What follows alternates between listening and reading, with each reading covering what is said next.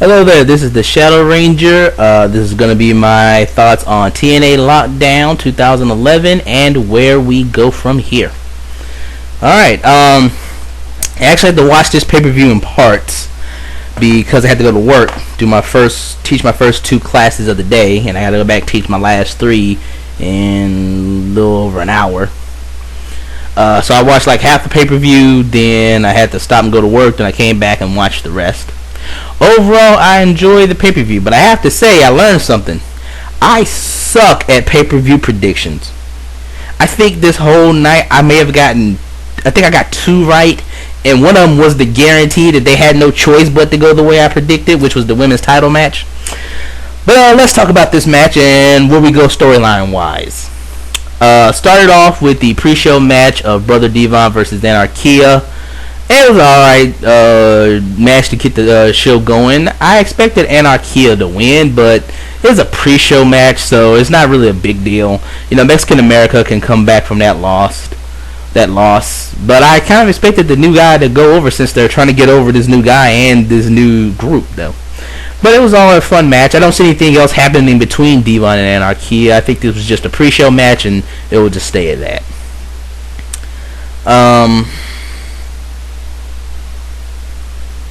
X Division Escape match was very fun. It was a fun X Division spot fest. They said that the winner would get to face Kazarian for the X Division title. Things that stood out to me, you can tell someone different is playing Suicide. He looks smaller. I think it's one of the Japanese guys playing him, either Kiyoshi or Okada. Robbie E looked great tonight. I wanted him to win, but he didn't. I'm sorry about that. Cookie looked gorgeous as usual. I love watching her walk to the ring. She's very bouncy, and I love it. Lethal looked good. Max and Jeremy looked good. Mason Red looked good, although I would have liked if Mason Red had been in the match longer. I liked Brian Kendrick just sitting there in his meditation pose until it was time for him to get in the match. He didn't try to tag, just sat there all still. I like this weird, creepy Brian Kendrick gimmick. I hope they do more with him in the future. I might have to come up with something for him to do another After Immortal video. By the way, I have two more of those coming out. Hopefully going to try to put out one today or tomorrow. Max Butt won. I was surprised by that, so he will be facing Kazarian for the X Division title. So they really are going through this Generation Me split. I wish they hadn't, but I think Max Buck versus Kazarian will be a fun match.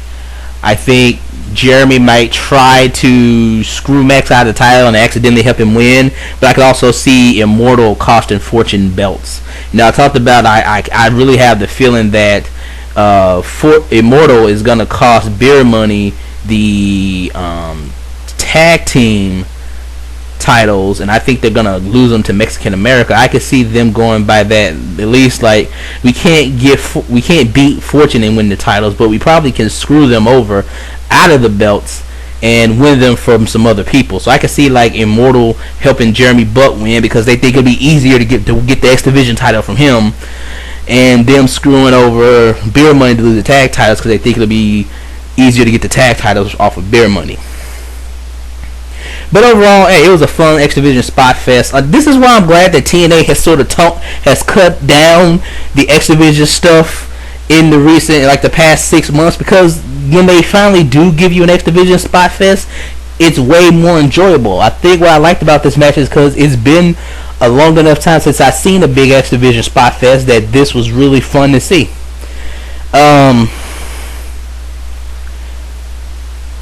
See here, what's next here? We had the Tornado Tag match.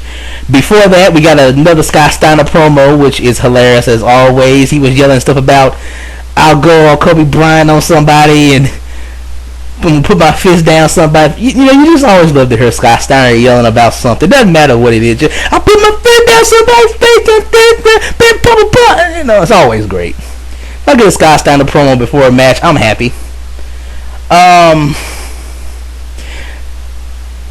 The match had some good action. Crimson looked really good, and they want to make him look tough, and that was always fun. And Ink looked good. EY and OJ We did some funny stuff. They came out in their Bengal print trunks for Cincinnati Bengals.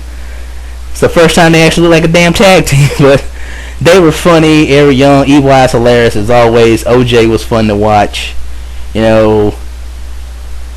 OJ, EY, Scott Steiner. These are three guys where I say, if you have a bad word to say about these three, I say fuck you.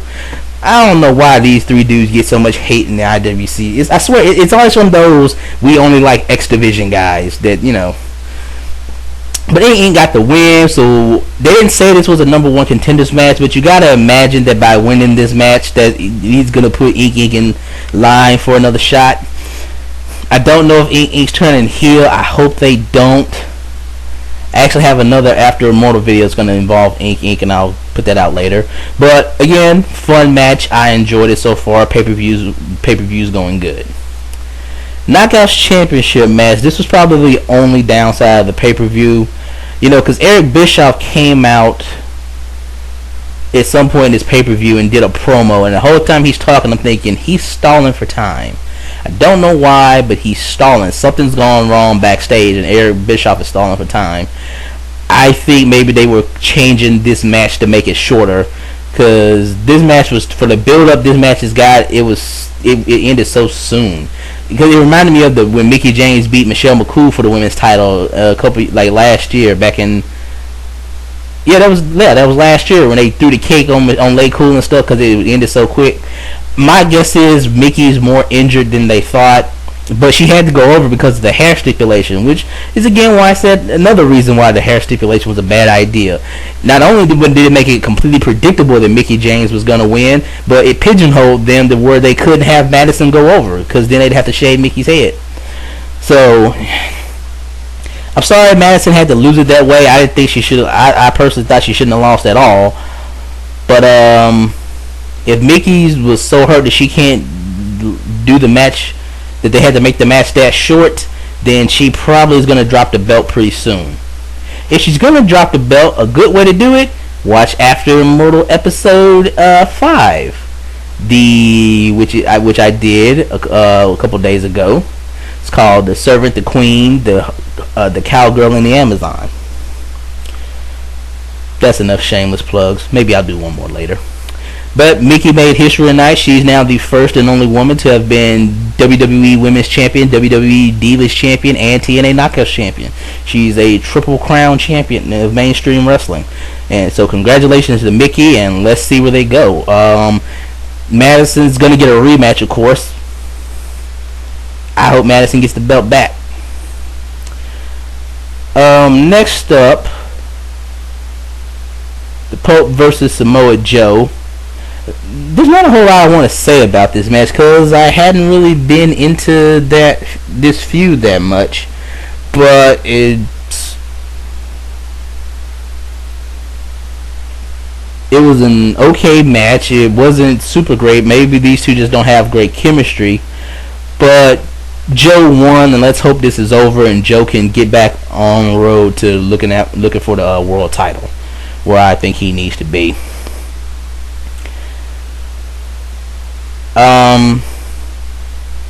Matt Morgan versus Hernandez. This was a lot better than I thought it would be. I thought the two really looked like two powerhouses. Both guys have really improved since the last time they had a cage match. I really thought this match was fun. Both guys looked like beast.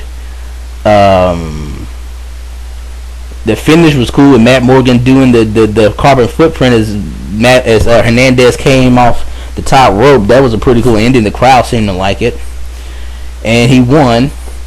Afterwards, we had Sarita cutting a promo, and Velvet Sky came out and beat up her and Rosita. Don't know why, but hey, people like Velvet Sky. Always cool to have her on TV.